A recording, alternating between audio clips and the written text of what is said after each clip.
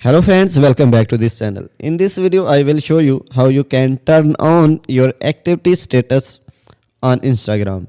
So without wasting time, let's start video. Firstly, open the Play Store and write here Instagram. And make sure your Instagram should be updated.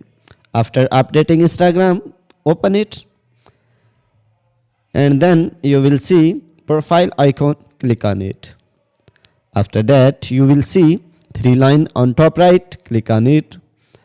And then you will click on setting. And then you will see privacy option, click on it. And then scroll down the page.